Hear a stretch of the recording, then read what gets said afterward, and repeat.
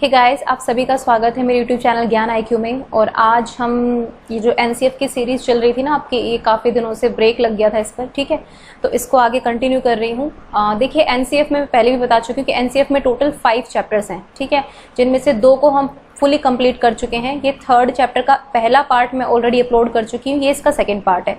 Chapter 3 की बात हो रही है, ठीक है। काफ़ी इंपॉर्टेंट है curricular areas, school stages and assessment, 3 चीज़ें हैं, ठीक है। तो अभी हम करिकुलर एरियाज को कवर कर रहे हैं, जिसमें लैंग्वेज जो है पिछली वीडियो में कवर हो गया था, ठीक है। आज आपका साइंस कवर हो जाएगा, सोशल साइंस, और आपका मैथमेटिक्स कवर हो जाएगा आज की वीडियो में, ठीक है, कि इनका करिकुलम कैसा होना चाहिए, क्या पेडागोजिकल टेक्निक्स होनी चाहिए, ठीक है। तो ये करिकुलम एरिया फिलहाल इस पार्ट में कंप्लीट हो जाएगा।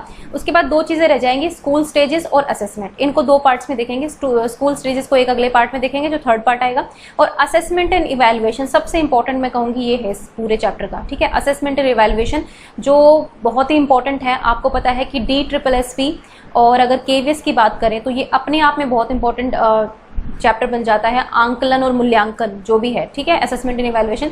तो इसका हम आखिरी पार्ट इसी पर लेंगे 3rd चैप्टर का, जो बहुत ही ज्यादा इंपॉर्टेंट मैं कहूंगी, ठीक है। तो मैं इसलिए धीरे धीरे चल रही हूँ, क्योंकि देखिए अगर मैं सारा एक साथ सिखाऊंगी ना तो आप लोग कंफ्यूज हो जाओगे कि अभी तो करिकुलर एरियाज चल रहा है, अभी करिकुलम इसका चल रहा है, एकदम से ये आ गया वो आ गया, ठीक है। तो थोड़ा आराम से समझेंगे, कोई दिक्कत नहीं है, ठीक है। बस आप इन वीडियोज को देख लीजिए, NCF का जिस्ट आपको पूरा समझ में आ जाएगा, कोई क्वेश्चन आपका नहीं छूटेगा NCF से, ठीक है। और इसके बाद NCF जब कंप्लीट करा दूंगी मैं, आपके 5 चैप्टर जब कंप्लीट हो जाएंगे तो हम क्वेश्चंस लेंगे, ठीक है, कि कौन कौन से एक्सपेक्टेड क्वेश्चंस इस NCF से बन सकते हैं, ठीक है। तो चलिए बिना देरी के आज की वीडियो स्टार्ट करेंगे। और गाइज, अगर आपने चैनल को सब्सक्राइब नहीं किया है, आप नए हैं तो चैनल को सब्सक्राइब कर सकते हैं। आप प्लेलिस्ट देख सकते हैं, सारी प्लेलिस्ट रेडी है, किस किस सेक्शन में क्या क्या तैयारी चल रही है वो आपको दिखी जाएगी। और अभी क्योंकि वैकेंसी एडवर्टाइज नहीं हुई है ना DSSSP में और ना ही KVS में, तो आपके पास बहुत टाइम है, नोट मेकिंग कीजिए, ठीक है, अपना सिलेबस कंप्लीट कीजिए और उसको रिविजन ले लीजिए, ठीक है, ताकि कभी भी वैकेंसी आए आप निश्चिंत होकर बैठ जाए। तो करिकुलर एरियाज चल रहे हैं हमारे, ठीक है। लैंग्वेज आपको बहुत ही अच्छे से मैंने इससे पहले वाले पार्ट में डिस्क्राइब किया था, आप वहां से देख सकते हैं भाषा का विकास कैसे होता है, सेकंड लैंग्वेज का क्या रोल है, सब मैंने वहां पर डिस्कस किया था, ठीक है। अभी सबसे पहले हम बात करेंगे मैथमेटिक्स से। काफी इंपॉर्टेंट सब्जेक्ट है, आपको पता है, चाहे हम प्राइमरी की बात करें, चाहे हम सेकेंडरी या सीनियर सेकेंडरी की बात करें, तो बहुत इंपॉर्टेंट टॉपिक है, ठीक है। तो NCF में डिस्कस किए हुए हैं इसके बेसिकली इसके गोल्स क्या है मैथमेटिकल टीचिंग के। अगर हम गणित पढ़ा रहे हैं तो क्यों पढ़ा रहे हैं, किस लिए पढ़ा रहे हैं, ठीक है, तो इसके बारे में डिस्कस हुआ है NCF में। तो इसमें बहुत ही अच्छे से एम को हाईलाइट किया हुआ है कि सबसे मुख्य बात क्या है, गणित की शिक्षा का मुख्य उद्देश्य क्या है। तो बताया गया है कि developing childrens ability for mathematisation, ठीक है, बच्चों की गणितीकरण की क्षमताओं का विकास करना। अब इससे हम क्या समझते हैं, देखिए आप सबको पता है कि मैथ्स में हम कुछ टॉपिक्स पढ़ते हैं। सबसे पहले हम नंबर्स पढ़ते हैं, ठीक है, शेप्स पढ़ते हैं, ठीक है, उसके बाद डेसिमल्स पढ़ते हैं, फ्रैक्शन पढ़ते हैं, मेजरमेंट पढ़ते हैं, ठीक है, जिसमें आपके किलोग्राम, ठीक है, लीटर, मिलीलीटर सब पढ़ते हैं, ठीक है। ऐसे बहुत सारी टर्मिनोलॉजीज हैं। इसी से हम बच्चे भी समझते हैं कि भाई, बच्चे भी यही समझते हैं कि हाँ भाई मैथ्स यही है, ठीक है, ये सब मैथ्स है, ये टॉपिक्स होते हैं, हमें कवर करने होते हैं। छठी में जाएंगे तो अलजेब्रा भी आ जाएगा, 7वीं में जाएंगे तो और आ जाएगा, ठीक है, फिर आपको लाइन्स, एंगल सब समझने पड़ेंगे। तो ये हम मैथमेटिक्स के बारे में सोचते हैं, लेकिन NCF कहता है ये असली मैथ्स नहीं है, ये वो मैथ्स नहीं है जो हमारा टारगेट है। हमारा टारगेट क्या है कि बच्चों में मैथमेटाइजेशन की एबिलिटी डेवलप करनी है, कि वो अपनी रियल लाइफ प्रॉब्लम्स में, जो उनकी रियल लाइफ की जिंदगी में जो चीजें आती हैं ना, उन पर भी वो तर्क कर पाएं, ठीक है, रीजनिंग कर पाएं और मैथमेटिकली सोचें, मतलब गणितीकरण हो उनकी तार्किक क्षमता का, ठीक है, ये कह सकते हैं कि मतलब उनकी जो रीजनिंग पावर है वो उसका वो हो। देखिए मैथ सिर्फ आपका मैथ सब्जेक्ट से रिलेट मत कीजिए, साइंस में भी आप मैथ्स के लॉजिक लगा सकते हैं, आप सोशल साइंस में भी लॉजिक्स लगा सकते हैं, ठीक है। जो तर्क करने की क्षमता है ना, कि बच्चे के दिमाग में गणितीकरण की क्षमता होनी चाहिए, ठीक है। तो बच्चे की गणितीकरण की क्षमता का विकास करना है, रीजनिंग पावर को बढ़ाना है। जो अमूर्त धारणा हम बोलते हैं ना, एब्स्ट्रैक्शन, कि बच्चे के सामने एब्स्ट्रैक्शन कुछ भी आ जाए तो बच्चा उसको हैंडल कर सके, ठीक है। ऐसी कुछ चीजें जो आपने कभी ना सुनी हो, कभी ना देखी हो, उनके बारे में भी आप सोच सके, उनके बारे में आपकी दूरदृष्टि तक आपकी मतलब सोच जा सके। तो बेसिकली मैथ्स का गोल यही होता है कि बच्चे में हमें मैथमेटिकल एबिलिटी को डेवलप करना है। मैथ्स होता क्या है, तर्क वितर्क करने की शक्ति, ठीक है, किसी समस्या को हल करने की शक्ति, यानी कि प्रॉब्लम सॉल्विंग, एक डिफरेंट तरीके से सोचना, ठीक है। सिर्फ हम ये नंबर्स तो ये तो होता ही है, ठीक है, लेकिन इसके अलावा मैथ्स का एक और एम होता है वो हमें एक्वायर करना है, ये बात की गई है, ठीक है। अब देखिए इसे मैंने नीचे आपको लिखा हुआ है, इससे और क्लियर होगा। इन्होंने कहा है कि हमारे 2 एम होते हैं, हमारे 2 उद्देश्य होते हैं स्कूल मैथमेटिक्स पढ़ाने का, ठीक है। कौन कौन से होते हैं इस पर मैं आपको बता दूं कि DSSB में क्वेश्चंस पूछे गए हैं एनसीएफ पर, ठीक है, और CTET के पेपर में भी क्वेश्चंस आए थे, ठीक है, इसी के ऊपर, नैरो और हायर एम्स के ऊपर।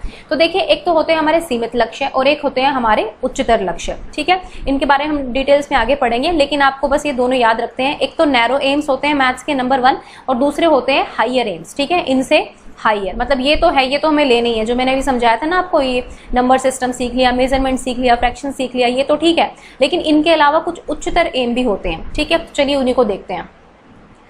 तो मैंने आपको बताया था नैरो एम क्या होते हैं, सीमित उद्देश्य क्या होते हैं। To develop useful capabilities like numeracy, ठीक है, नंबर ऑपरेशंस, मेजरमेंट एक्सेट्रा। इसमें आप जितने भी मैथ्स के सब्जेक्ट के टॉपिक्स पढ़ते हैं ना, वो सब आपके सीमित उद्देश्य में आते हैं, ठीक है। देखिए आप स्कूल में जाते हैं मैथ्स जब पढ़ने के लिए, तो आपके सामने यही चैप्टर्स डिवाइड होते हैं। भाई पहले सबसे आपने नंबर सिस्टम पढ़ा, इंटरनेशनल नंबर सिस्टम पढ़ लिया, इंडियन नंबर सिस्टम पढ़ लिया, उसके बाद फ्रैक्शन पर पहुंच रहे हैं, नंबर के ऑपरेशन जो आपका प्लस माइनस डिवीजन मल्टीप्लीकेशन सब पढ़ लिया, टेबल्स भी पढ़ ली, मेजरमेंट कर लिया भाई, ठीक है। उसके बाद आपने लाइन्स एंगल्स पढ़ लिया, ये तो आपके हो गए नैरो एम्स, इनको तो आपको अचीव करना ही करना है, ठीक है, ये तो आपके लिए जरूरी भी है, ठीक है। तो ये कहा है इन्होंने सीमित उद्देश्य को बात की है एनसीएफ ने कहा है कि ये सिर्फ आपके सीमित उद्देश्य है। ये उद्देश्य अगर आप पा लेते हैं लेकिन आप उच्चतर उद्देश्य की तरफ नहीं जाते हैं तो आपका मैथ्स कंप्लीट नहीं होगा, ठीक है। तो जितने भी आप चीजें पढ़ते हैं ना, जिसका आप टेस्ट देते हैं, यूनिट टेस्ट देते हैं, फिर पेपर देते हैं, वो आपका सारा ये आ जाता है, ठीक है, नैरो एम्स में। लेकिन अब हम हायर एम्स की बात कर रहे हैं, यानी कि उच्चतर उद्देश्यों की। To develop child's resources to think, मतलब कि बच्चे के जो रिसोर्सेज हैं उसको सोचने के लिए मजबूर करना, मतलब बच्चों में उस चीज को विकसित करना है। बच्चों के जो रिसोर्सेज हैं हमें उनको जो है विकसित करना है, ठीक है। और रीजन मैथमेटिकली, कि कोई भी चीज हो तो गणितीकरण के हिसाब से उसके बारे में तर्क वितर्क कर सके। एंड टू हैंडल एब्स्ट्रैक्शन, मैंने बताया था ना, अमूर्त चीजों को भी वो हैंडल कर सके। एब्स्ट्रैक्शन मतलब होता है अमूर्त, ठीक है। मैथमेटिकली मतलब गणितीकरण से, गणितीकरण तर्क, गणितीकरण तर्क बोल सकते हैं इसको, ठीक है, हिंदी में। तो देखिए क्या होता है कि बच्चा जरूरत महसूस करे कि मैथ्स क्यों जरूरी है, ठीक है। अगर हम गणित पढ़ रहे हैं तो क्यों पढ़ रहे हैं, ये बच्चे को महसूस होना चाहिए, ठीक है।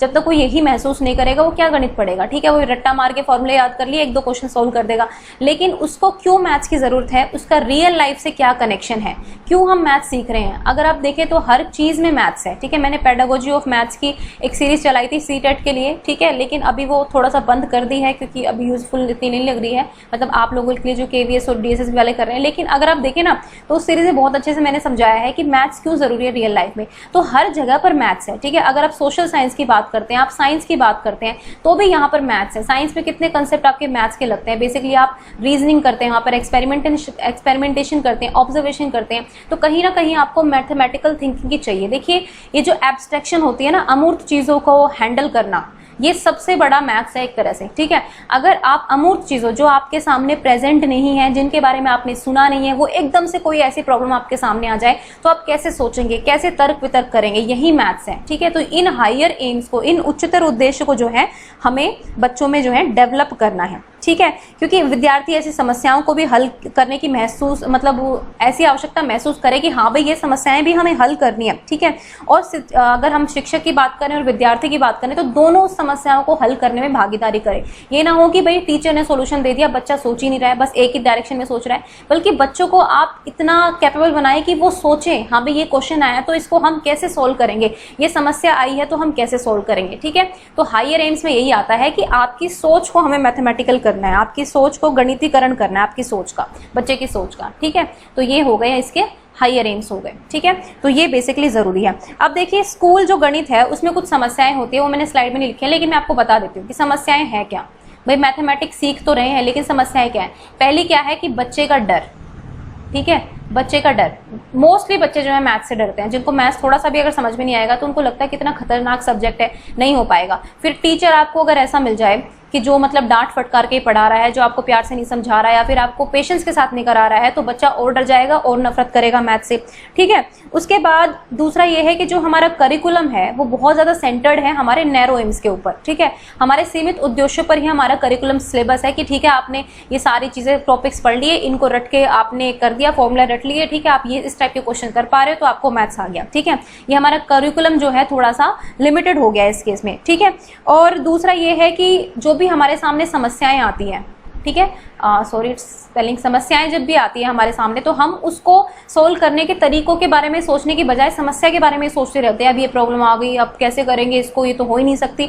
मतलब इसके डिफरेंट हल हम नहीं सोचेंगे, हम ये कोशिश करेंगे कि भाई हमें कोई बता ही दे, ठीक है, हमें कोई समझा ही दे, मतलब दिमाग लगाने की कोशिश नहीं करते हैं, तो ये भी एक समस्या है। ठीक है, ऊपर से हमारा जो असेसमेंट सिस्टम है, जो मूल्यांकन है, वो बहुत ही मैकेनिकल है, ये बताया गया है एनसीएफ में। ये मैं सब एनसीएफ के बता रही हूँ आपको। ठीक है, जो हमारा इवेल्युएशन सिस्टम है वो अच्छा नहीं है, उसमें बिल्कुल भी फ्लेक्सिबिलिटी नहीं है। ठीक है, आप देखेंगे कि मैथ्स में जो है एक्सपेरिमेंट्स के बच्चों को प्रॉब्लम सॉल्विंग के मौके कितने मिलते हैं कि टीचर ने एक प्रॉब्लम पोज की है, बच्चों के ग्रुप्स बनाए हैं और प्रॉब्लम सॉल्विंग के लिए उसको मोटिवेट किया है। ऐसा नहीं होता है नॉर्मली। आप कॉपी पे क्वेश्चंस, बोर्ड पे क्वेश्चंस करा देते हैं, बच्चों को समझाते हैं, बच्चे कॉपी में उतारने लगते हैं और फाइनली वो टेस्ट दे देते हैं। तो ये मूल्यांकन सिस्टम जो है इसको चेंज करना है, एनसीएफ ने ये बोला है। ठीक है, दूसरा जो हमारे टीचर्स हैं उनमें थोड़ी सी मोटिवेशन की कमी है। ठीक है, वो मैथ्स को उसी मैकेनिकल वे से पढ़ा रहे हैं, मोटिवेट नहीं कर पा रहे हैं। ठीक है, तो वो करने की जरूरत है। तो ये कुछ कमियां हैं जो एनसीएफ ने बताई है मैथमेटिकल लर्निंग में या फिर मैथमेटिकल एजुकेशन में। नेक्स्ट देखिए, करिकुलम मैथ्स का कैसा होना चाहिए, ये डिस्कस किया गया है एनसीएफ में। ठीक है, काफी डिटेल में डिस्कस किया गया है। आप देखिए, मैं आपको जस्ट समझा देती हूँ, आप एक बार रीडिंग जरूर लें एनसीएफ की। ठीक है, एक बार रीडिंग ले लीजिए और ये वीडियो देख लीजिए, आपको एनसीएफ बिल्कुल क्लियर हो जाएगा। ठीक है, ये बेसिकली मैंने नोट्स ही बनाया है क्योंकि देखिए मैं पॉइंटर्स के थ्रू आपको समझा रही हूँ। पूरा अगर मैं एनसीएफ उतारूंगी तो कोई फायदा नहीं है ना उस चीज का। ठीक है, तो मैंने भी खुद से नोट्स ही बनाए आपके लिए।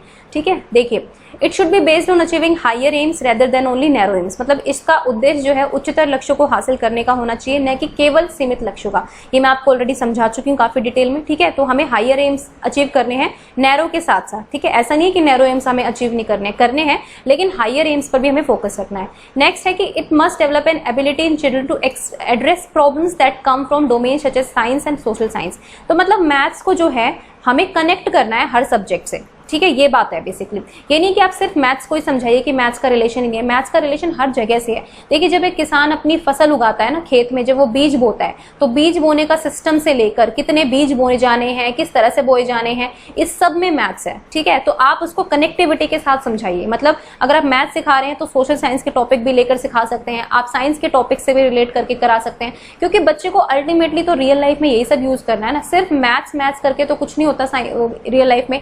आपको बेसिकली अपनी सोशल लाइफ में, इमोशनल लाइफ में, हर जगह पे मैथमेटिक्स का यूज होता है। ठीक है, तो वो आपको कैलकुलेशंस बच्चे को आनी चाहिए कि बच्चा किस तरह से उन प्रॉब्लम्स को सोल्व करेगा, कैसे मैथमेटिकली वो सोचेगा, ये उसको आना जरूर चाहिए। ठीक है, इसके लिए आपको जो है विजुअलाइजेशन या फिर इसको हम कह सकते हैं प्रत्यक्षीकरण की पावर हमें बच्चे के अंदर बढ़ानी है। ठीक है, उसके बाद अगर हम बात करें तो रिप्रेजेंटेशन को शायद निरूपण बोलते हैं, निरूपण। ठीक है, इसकी पावर आपको बढ़ानी है कि विजुलाइज कर सके चीजों को। ठीक है, और मतलब वो निरूपण कर सके, रिप्रेजेंट कर सके अपना जो भी चीज है। उसके बाद एस्टिमेशन की पावर बढ़ानी है। ठीक है, आप सिर्फ एग्जैक्ट आंसर पर ध्यान मत दे, कभी भी एस्टिमेट करना सिखवाइए। ठीक है, सपोज आपने एक बच्चे को कोई भी प्रॉब्लम दे दी, सपोज आपके पास इतने किलो गेहूं थे, आपने इतने इसको दे दिए, ठीक है, लेकिन इसने 500 ग्राम गेहूं कम लिए। इस तरह से चीजें बताइए ना, उनको ग्रुप बना दीजिए, आप ये हो, आपने इसको दे दिया, आपने उसको दे दिया। ठीक है, और बच्चे को आपने कैलकुलेट नहीं करने देना है, सोचने दो उसको सिर्फ। ठीक है, आप बिना कैलकुलेट करे उनको अपॉर्चुनिटी दो कि वो सोचे इसके बारे में, एस्टिमेट करके बताओ कितना हो सकता है। अच्छा, आप सोच के बताओ कि आपने एक बच्चे को खड़ा कर दिया, आपने पूछा कि चलो आपको पता है ना हाइट कैसे मेजर करते हैं, अब बताओ कि इस बच्चे की हाइट कितनी हो सकती है आपके अकॉर्डिंग। ठीक है, इस कमरे की लंबाई कितनी हो सकती है, इसकी चौड़ाई कितनी हो सकती है, इसके बेस पे चलो एरिया भी एस्टिमेट कर लो कितना एरिया हो सकता है। तो एस्टिमेशन की पावर जो है आपको बच्चे के अंदर डेवलप करनी है। ठीक है, जब तक बच्चा एस्टिमेट करना नहीं सीखेगा, ठीक है, आप अगर सीधे एग्जैक्ट आंसर की तरफ जाएंगे तो बच्चे ने तो कुछ किया नहीं ना, उसने सिर्फ सोल्यूशन कर दिया, उसकी आपने तार्किक क्षमता का यूज कहाँ किया, तो वो करना है बेसिकली। ठीक है, student feel the need to solve such problems. तो बच्चे को ये भी महसूस महसूस होना चाहिए कि हम क्यों कर रहे हैं ये सब कुछ, ठीक है। उसको ये आपको ही समझाना पड़ेगा। एज ए टीचर आपकी ड्यूटी बनती है कि आप बच्चे को समझाएं कि आप क्यों इन प्रॉब्लम्स को सोल्व कर रहे हैं, आप क्यों मैथ्स में अलजेब्रा पढ़ रहे हैं, आप क्यों मैथ्स में जो है कैलकुलेशन कर रहे हैं, आप क्यों मेजरमेंट देख रहे हैं, आप क्यों नंबर सिस्टम पढ़ रहे हैं। ये बच्चे को बताना जरूरी है। अगर आप कोई भी प्रॉब्लम देते हैं, ये सब आपको बच्चे को बताना है, इसकी जरूरत क्यों महसूस हुई। साथ ही साथ बच्चे को भी क्वेश्चंस पोज करने दीजिए। देखिए, जब हम सिर्फ टीचर हम वर्ड प्रॉब्लम्स बना के बच्चों को दे देते हैं, आप बच्चे को कहिए ना कि आप बनाओ ना अपनी एक वर्ड प्रॉब्लम, ठीक है, आप भी बनाओ एक वर्ड प्रॉब्लम और उसको सोल्व भी करो, अपने फ्रेंड्स को दो। आपने 4 का ग्रुप बना दिया, आपने 3 का ग्रुप बना दिया, भाई 2 बच्चों ने वर्ड प्रॉब्लम बनाई है, 2 उसको सोल्व करेंगे, फिर नेक्स्ट राउंड में वो 2 जिन्होंने सोल्व की थी वो वर्ड प्रॉब्लम बनाएंगे और दूसरे को सोल्व करने को बोलेंगे। तो इस तरह से चीजें करनी है, ठीक है। जैसे हम ये सिखाते हैं कि 720 प्लस में 80 जो है वो कितना हो गया, 800 हो गया। तो अब बताओ, अगर 720 में मैंने 100 जोड़ी तो कितना होगा, एस्टिमेट करो, कैलकुलेट। उनको बैठने, पेन पेपर लेके मत बैठने दो, उनको यहाँ से ही बोलो, बताओ अगर इसमें हमने 80 जोड़े थे तो इसमें 800 आ गया था, लेकिन अब हम 720 में 80 की जगह 180 जोड़ रहे हैं। अब कैलकुलेट करके बताओ, मेंटली कैलकुलेट करो। तो मेंटल मैथ का भी आपको यहाँ पर यूज करना है। एटलीस्ट बच्चा सोचे तो, वो तर्क तो करे क्यों हुआ है। आप प्रॉब्लम पोज कर सकते हैं, ठीक है। जैसे एक किसान का ले लीजिए या फिर किसी का भी ले लीजिए, ठीक है। कपड़ा व्यापारी है, उसको इतना कपड़ा ही खरीदना है, भाई उसकी दुकान चल नहीं रही है, पैसे सिर्फ इतने ही हैं, उसको इतना कपड़ा खरीदना है। अब बताओ कि आप इस पैसे में कितने कपड़े खरीद सकते हो। इस टाइप से पोज कीजिए, ठीक है, क्वेश्चन से इस तरह से पोज कीजिए। तो ये बेसिकली बोला गया है। एक थोड़ी सी मैथ्स की जो लैंग्वेज होती है, मैथमेटिकल लैंग्वेज जिसको हम बोलते हैं, वो बहुत ही कंफ्यूजन हो जाती है बच्चों के लिए, ठीक है। कई बच्चों को समझ में नहीं आती है, ठीक है। इक्वल टू, ऑल टुगेदर, इन सब चीज़ों में बड़ा कंफ्यूजन हो जाता है बच्चों को। तो मैथमेटिकल लैंग्वेज भी आप शुरू में ईजी यूज कीजिए, बाद में उसे कॉम्प्लेक्स बनाइए। लेकिन स्टार्टिंग में जैसे आप प्राइमरी के बच्चों को हैंडल कर रहे हैं, तो आप लैंग्वेज अपनी थोड़ी ईजी रखिए ताकि बच्चों को एटलीस्ट समझ में तो आए। अब आप एक्सपेक्ट करेंगे कि आपने हायर बिल्कुल लैंग्वेज रख दी यहाँ पर, ठीक है, लेकिन बच्चे को वो कॉम्प्रीहेंड ही नहीं कर पा रहा है क्वेश्चन को, तो कोई फायदा नहीं है, ठीक है। तो ये हमें करना है। दूसरी चीज, हमें आर्ग्यूमेंट्स को प्रमोट करना है, ठीक है। आप हमेशा प्रिसाइज नेचर पर मत जाइए, ठीक है। जैसे कि आपने कोई भी क्वेश्चन दिया है, कुछ भी दिया है, बच्चे को आप इवेल्युएट करने दीजिए, उसको बच्चों को आर्ग्यूमेंट करने दीजिए उस पर ऊपर, ठीक है। फिर देखते हैं किसकी आर्ग्यूमेंट ठीक है, कौन सही बोल रहा है, किसने कौन से फैक्ट सही बताए हैं, ठीक है। प्रूफ, किसने अपनी बात को कितनी अच्छी तरह से प्रूफ किया है, ये भी हमें डेवलप करनी है बच्चे में, ठीक है। अब देखिए, प्राइमरी स्टेज पर बात करें तो मैथमेटिकल गेम्स हो गए, पजल्स हो गई, स्टोरी हो गई, इन सब चीजों का यूज करके हम मैथ सिखाते हैं, ठीक है। Develop a positive attitude and help in making connections with real life, ठीक है। हमें बच्चे में पॉजिटिव एटीट्यूड यानी कि ऋणात्मक धारणा को, सॉरी ऋणात्मक नहीं, पॉजिटिव को क्या बोलेंगे, आप समझ जाओ ना, ठीक है। पॉजिटिव एटीट्यूड मतलब कि अच्छा बता रही हूँ, ठीक है। एक तो होता है पॉजिटिव, एक होता है नेगेटिव। तो पॉजिटिव एटीट्यूड का मतलब है कि बच्चा मैथ्स को पॉजिटिवली ले, ऐसा नहीं है कि उसके बारे में नेगेटिव थॉट्स उसके दिमाग में आए, वो पॉजिटिव समझे इस चीज को, ठीक है। उसका जो एटीट्यूड है बच्चे का मैथ्स को लेकर, वो चेंज हो, ये समझे कि हाँ भाई मैथ्स जो है बहुत आसान है, उसको हम खेल खेल में सीख सकते हैं। तो प्राइमरी स्टेज पे तो हमें इसी चीज को फोकस करना है। लेकिन जब हम अपर प्राइमरी की बात करते हैं, यानी कि 6 to 8 की बात हो रही है यहाँ पर, तो वहां पर आपको एब्स्ट्रैक्ट कॉन्सेप्ट जो है इंट्रोड्यूस करने पड़ेंगे। यहाँ पर आपको अलजेब्रा और आपको मैथ्स, बेसिकली जो मैथ्स के फॉर्मूलाज होते हैं, ये सब आपको यहाँ पर इंट्रोड्यूस करने हैं। ये इसमें एनसीएफ में बोला गया है और इसमें सेकेंडरी और सीनियर सेकेंडरी बताया गया है, लेकिन वो आपके लिए इंपॉर्टेंट नहीं है, इसलिए वो मैंने कवर नहीं किया है इसमें, ठीक है। तो एब्स्ट्रैक्ट कॉन्सेप्ट मैंने आपको बताया था कि पियाजे की जो +11 यानी कि 4th स्टेज होती है, उसमें एब्स्ट्रैक्ट कॉन्सेप्ट जो है वो डेवलप हो जाते हैं। यहाँ पर बच्चा अलजेब्रा, ट्रिग्नोमेट्री से लेकर बहुत सारी चीजें वो करना शुरू कर देता है, ठीक है। तो ये डेवलप होते हैं आपके कौन से स्टेज पर, 4th स्टेज पर, अकॉर्डिंग टू पियाजे। अब थोड़ा सा विजन की बात की गई है, यानी कि स्कूल गणित का दर्शन क्या होना चाहिए हमारे दिमाग में, वो है बेसिकली, ठीक है।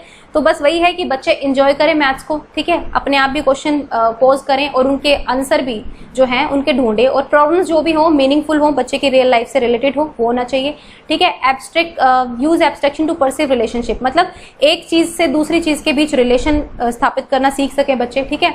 अब बच्चे अमूर्त का प्रयोग संबंधों को समझने में करें, ठीक है। एब्स्ट्रैक्शन को हैंडल करें वो, और कनेक्शंस बिठाएं, ठीक है। अगर टॉपिक्स हैं या कुछ कंसेप्ट्स हैं तो उनको रिलेट कर पाएं आपस में, ठीक है। जैसे एरिया है और पेरीमीटर है, वो किस तरह से रिलेटेड है, प्लस माइनस कैसे रिलेटेड है, तो इन चीजों को रिलेट करना बच्चा सीखे। Understand basic structure of math, बच्चे को बेसिक जो स्ट्रक्चर होता है मैथ्स का वो भी समझ में आना चाहिए, ठीक है। ये बहुत जरूरी है कि वो बेसिक स्ट्रक्चर को समझे, जैसे कि अरिथमेटिक होता है, ठीक है, अरिथमेटिक होता है आपका, अलजेब्रा होता है, ये सब है, ठीक है। ज्योमेट्री हो गया, ट्रिग्नोमेट्री हो गया, उसके बाद आपका जो भी बेसिक कंटेंट होता है स्कूल मैथमेटिक्स का, वो बच्चे को समझ में आना चाहिए। Teacher make them understand that everyone can learn maths, this is very important, ठीक है। ठीक है। टीचर को हर बच्चे को ये समझाना है, भले ही बच्चे को कितना डर लगता है मैथ से, भले ही उसके 0 नंबर आते हैं मैथ्स में, पर टीचर को हमेशा इस पॉजिटिव एटीट्यूड के साथ बच्चे से बात करनी है कि नहीं आप भी, यानी कि हर कोई मैथ सीख सकता है। ऐसा कुछ मैथ कोई तोब नहीं है जो आज आपने सीख लिया, आप नहीं सीख पाए तो कभी नहीं सीख पाएंगे, ऐसा नहीं है। आप कोशिश कीजिए, आप जरूर सीखेंगे। तो ये टीचर को एक पॉजिटिव एटीट्यूड जो है बच्चे में डेवलप करना है, बेसिकली एनकरेज करना है, बच्चे को मोटिवेट करना है उसको, ठीक है, ताकि वो मैथ्स पढ़ने में रुचि ले। ठीक है, सबसे बड़ा यही है कि हमें फियर कम करना है मैथ्स का। नेक्स्ट है हमारा अदर सब्जेक्ट्स, और कौन कौन से करिकुलर एरियाज होते हैं आपको पता है, हमारा साइंस रहता है, सोशल साइंस रहता है, और कंप्यूटर साइंस भी इसमें बताया गया है। और कंप्यूटर साइंस का इतना आपसे पूछा नहीं जाएगा, बस इसमें कुछ एक बेसिक चीज मुझे लगी जो मैं आपको लिए बता रही हूँ कि डिफरेंस होता है आईटी करिकुलम में और कंप्यूटर साइंस के करिकुलम में। ठीक है, आईटी यानी कि इंफॉर्मेशन एंड टेक्नोलॉजी, जिसको हम बोलते हैं सूचना और प्रौद्योगिकी बोलते हैं इसको हिंदी में। ठीक है, सूचना प्रौद्योगिकी पाठ्यक्रम में और जो कंप्यूटर विज्ञान का पाठ्यक्रम है उसमें डिफरेंस होता है। वो डिफरेंस आप देख लीजिए क्या होता है। देखिए, जो सूचना प्रौद्योगिकी होती है उसमें सूचना और कंप्यूटर युग के औजारों का उपयोग किया जाता है। ठीक है, यानी कि यहाँ पर use and application of tools of information, जो टूल्स होते हैं ना, कंप्यूटर एजेस के टूल्स होते हैं, उनका प्रयोग किया जाता है, यानी कि एप्लीकेटिव है। जबकि अगर हम कंप्यूटर साइंस के करिकुलम की बात करें तो यहाँ पे ये बताया जाता है कि ये टूल बने कैसे हैं। डिफरेंस पता चला। आईटी में क्या है कि आप इन टूल्स को यूज कैसे कर रहे हो, कहाँ पर यूज है। लेकिन जब हम कंप्यूटर साइंस करिकुलम की बात करेंगे तो ये है कि ये डिजाइन कैसे हुए हैं, कैसे बनाए जाते हैं। ठीक है, वो सॉफ्टवेयर इंजीनियर्स होते हैं, उनको यही तो पता होता है कि कैसे बनाई जाती हैं, इसके सॉफ्टवेयर्स कैसे बनाए जाते हैं, तो वो आपको पता होने चाहिए यहाँ पे। ठीक है, तो ये एक बेसिक डिफरेंस मुझे बताना था। और एक यहाँ पर बात की गई है कि आईसीटी का यूज होना चाहिए स्कूल में, इंफॉर्मेशन एंड कम्युनिकेशन टेक्नोलॉजी का यूज होना चाहिए। ठीक है, स्मार्ट बोर्ड्स होने चाहिए, या जो भी है, मतलब कंप्यूटर असिस्टेड लर्निंग की बात बेसिकली की गई है, जो आप हमेशा पढ़ते हैं कि हाँ बिल्कुल आईसीटी का हमें यूज करना चाहिए। ठीक है, इसमें ज्यादा कुछ खास बताने को है नहीं। अब हम आगे चलते हैं साइंस की तरफ। तो विज्ञान तो आपको पता ही है, विज्ञान से सब परिचित हैं, तो उसमें कौन कौन सी चीजें जरूरी हैं वो आपको बता देती हूँ। तो इसमें बताया गया है कि विज्ञान आपको सिखाना कैसे है। कैसे सिखाएंगे आप ऑब्जर्वेशन के थ्रू सिखाएंगे, बच्चे को बताएंगे कि अवलोकन करो। ठीक है, कोई भी चीज आपको जाननी है सबसे पहले उसका ऑब्जर्वेशन करो कि वो कैसे, जैसे हम सपोज हमें किसी एनिमल का बिहेवियर देखना है, ठीक है, तो हम करते हैं ना कि एनिमल पर नजर रखते हैं, वो किस तरह का बिहेवियर शो कर रहा है, किस मौसम में कैसा है। आप डिस्कवरी पर देखते हैं, नेशनल ज्योग्राफिक पर देखते हैं। ठीक है, तो होता क्या है, आप ऑब्जर्वेशन करो, आप ऑब्जर्व करो चीजों को। ठीक है, उसके बाद एक्सपेरिमेंटेशन, कंट्रोल्ड और अनकंट्रोल्ड दोनों तरीके से होता है। ठीक है, कोई एक्सपेरिमेंट्स ऐसे होते हैं जिसमें कंट्रोल की जाती है सिचुएशन, कुछ ऐसे होते हैं जिसमें कंट्रोल नहीं की जाती, तो एक्सपेरिमेंट्स भी होते हैं।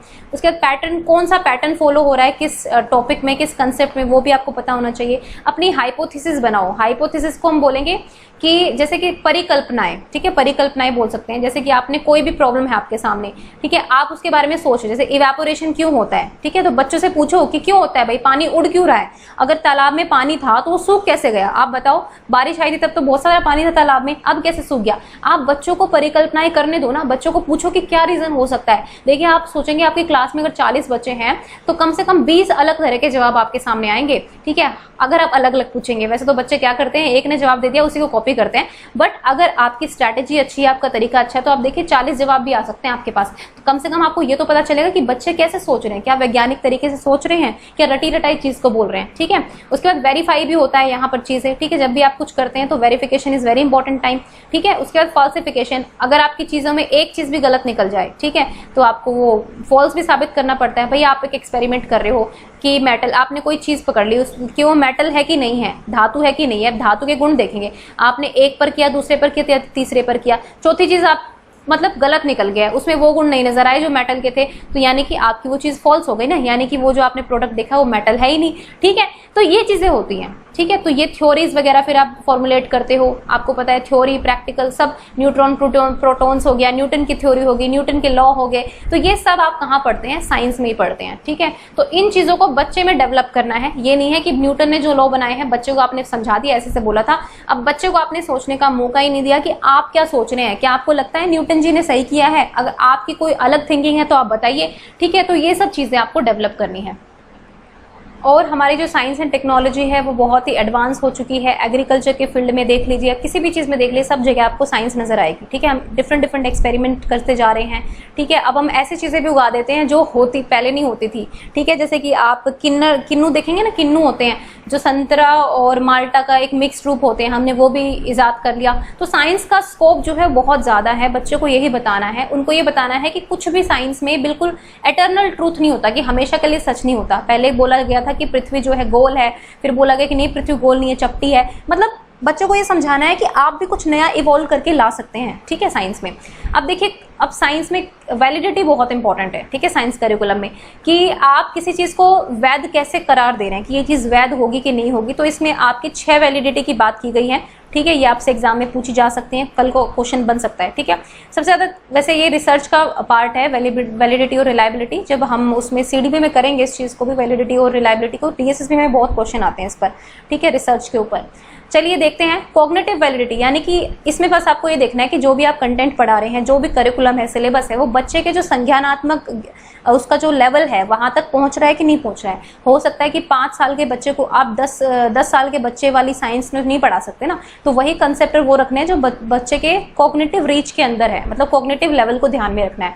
दूसरा है कंटेंट, तो कंटेंट आपका मीनिंगफुल होना चाहिए, बच्चे के रियल लाइफ से रिलेटेड होना चाहिए, वैध होना चाहिए, ठीक है। विषय वस्तु जो भी पढ़ा रहे हैं आप वो मीनिंगफुल होनी चाहिए। उसके बाद प्रोसेस, जो भी प्रक्रिया आप अपना रहे हैं उसमें क्या होना चाहिए। ये नहीं है कि आप उसमें सिर्फ रोट मेमोराइजेशन पर फॉलो कर रहे हैं, आप डिफरेंट मेथड्स अपनाइए, ठीक है। बच्चे को एक्सपेरिमेंट करने दीजिए, ऑब्जर्वेशन करने दीजिए, उन्हें खुद सोचने दीजिए, बच्चे को क्यूरियोसिटी, उसको क्वेश्चन पूछने दीजिए। उसकी जिज्ञासा का अंत नहीं है बच्चे की, ठीक है।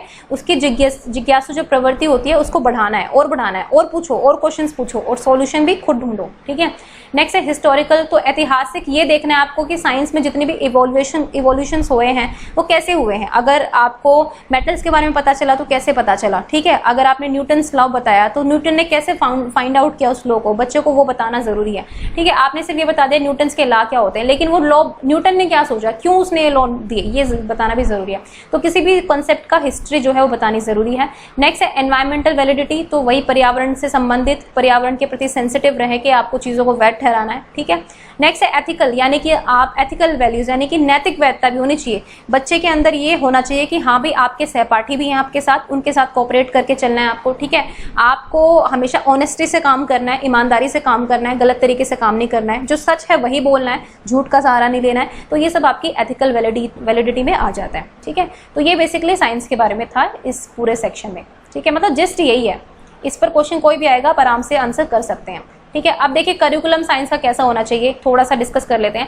भाई प्राइमरी लेवल पर वही है कि बच्चों की क्यूरियोसिटी यानी कि जिज्ञासा को बढ़ाना है, उन्हें हैंड्स ऑन एक्सपीरियंस करवाना है, ठीक है। अगर वो प्लांट्स के बारे में जानना चाहते हैं तो प्लांट्स के बगीचे में ले जाओ ना बच्चों को, देखने दो, छू कर देखने दो, पर उनको इंस्ट्रक्शन भी दो कि आपको तोड़ने नहीं है, आपको कुछ भी मिसमैनेजमेंट नहीं करनी है, ये सब आपको क्लियरली इंस्ट्रक्ट करना पड़ेगा, ठीक है। ऑब्जर्वेशन करो, क्लासिफिकेशन करने दो, मतलब हैंड्स ऑन एक्सपीरियंस दो, जितना बच्चा छुएगा, समझेगा, महसूस करेगा वही ज्यादा बेटर होगा, ठीक है। साइंस और सोशल साइंस को जो है इंटीग्रेट करना है प्राइमरी स्टेज पर। ईवीएस आपको पता है, ईवीएस में हम हर कंसेप्ट पढ़ते हैं, सोशल साइंस का भी पढ़ते हैं और साइंस का भी पढ़ते हैं, ठीक है। ये बताने की आपको ज्यादा जरूरत नहीं है क्योंकि आपने काफी पढ़ा हुआ है इसके बारे में। अब कोई पीरियोडिक टेस्ट नहीं लेना है, कोई ग्रेड नहीं करनी है, कोई डिटेंशन नहीं करना है, मतलब बच्चे को ये नहीं कि क्लास से बाहर निकाल देना है, ठीक है, फेल कर देना है, ऐसा नहीं होगा। प्राइमरी स्टेज की बात हो रही है ये, ठीक है। ये पहले था, अब तो खैर चेंजेस होंगे जब नई एनपी आई है। तो ये फिलहाल एनसीएफ पहले का है 2005 का, तो उसके अकॉर्डिंग है। अब अपर प्राइमरी की बात करें तो यहाँ पर प्रिंसिपल्स आ जाते हैं, सिद्धांत बच्चे बेसिकली पढ़ना शुरू कर देते हैं। यहाँ पर तो भाई खेल खेल में सीख रहे थे प्राइमरी में, खेल खेल में साइंस, लेकिन यहाँ पर अब एग्जैक्ट उनको प्रिंसिपल्स बताना जरूरी है, एक्टिविटीज में इन्वॉल्व करना जरूरी है, उनको प्रॉपर लैब एक्सपेरिमेंट्स में डालना जरूरी है। ग्रुप एक्टिविटीज होंगी, डिस्कशन होंगे, ऑर्गेनाइजेशन होगा, डाटा कैसे आप डेटा को रिप्रेजेंट करोगे, ठीक है। फिर आपने अगर जो चीज मॉडल्स बनाए हैं, प्रोजेक्ट्स बनाए हैं, उनकी आप प्रदर्शनी भी लगाओगे, तो इस तरह की चीजें यहाँ पर आ जाती हैं। पीरियोडिक टेस्ट होंगे, यहाँ पर ग्रेड्स भी होंगे लेकिन नो डिटेंशन, ठीक है। दोनों में डिफरेंस ये है कि यहाँ पर पीरियोडिक टेस्ट भी नहीं था, ग्रेड भी नहीं था, लेकिन यहाँ पर पीरियोडिक टेस्ट भी आ जाएंगे और ग्रेड्स भी होंगे, ठीक है। तो ये बेसिकली है। देखिए जब भी आप करिकुलम या पेडागोजी से रिलेटेड कोई भी चीज करते हो ना, उनके क्वेश्चन सोल्व करने बैठो तो हमेशा याद रखना कि हमें जो है बच्चे को सेंटर में रखना है हर चीज में, ठीक है। अब लास्टली हम बात कर लेते हैं सोशल साइंस के करिकुलम के बारे में। देखिए सोशल साइंस का बहुत इजी है, आपको पता है कि सोशल साइंस में बहुत सारी चीजें हैं, पोल साइंस है, ठीक है, फिर आपकी ज्योग्राफी है, हिस्ट्री है, ये सब सोशल साइंस का पार्ट है, ठीक है। साइंस में आपने अलग कर दिया, थोड़ा एनवायरमेंट भी सोशल साइंस में आ जाता है, ठीक है। आप एनवायरमेंटल जितने भी मूवमेंट्स होते हैं, एनवायरमेंट से रिलेटेड ह्यूमन राइट्स हो गए, सब कुछ सोशल साइंस में है। तो एम क्या है सोशल साइंस का, ठीक है, students awareness through critically exploring and questioning of familiar social reality, ठीक है। अब इसको मैं सिंपल भाषा में बता देती हूँ। देखिए समाज में कुछ प्रचलित मान्यताएं होती हैं, कुछ चीजें चल रही होती हैं, ठीक है। आपको एज इट इज बच्चे को ट्रांसफर नहीं करनी है, आपको हमेशा बच्चे को क्रिटिकली सोचने देना है। अब यहाँ पर मैथ्स आ गया ना, अमूर्त रूप में सोचेगा बच्चा। पहले आपको पता है कि सती प्रथा थी, ठीक है, सारा समाज उसको सही मानता था सती प्रथा को, लेकिन कुछ लोग हुए ना जिन्होंने इस पर सोचा, इसकी गहराई को समझा कि किस तरह से ये स्त्रियों को प्रताड़ित कर रही थी, ये जो स्त्री प्रथा थी उसको फिर मिटाया गया। ठीक है, तो समाज चेतना, सामाजिक बदलाव लाने के लिए बच्चे को हमेशा मोटिवेट करना है। ठीक है, अगर आप चेंज के साथ नहीं चलेंगे तो आप ही बदल जाएंगे, बट चेंज आपको कुछ और ही रूप दे देगा। ठीक है, कहते हैं ना कि जितने भी चेंजेस होते हैं उनके साथ हमें आगे बढ़ना चाहिए।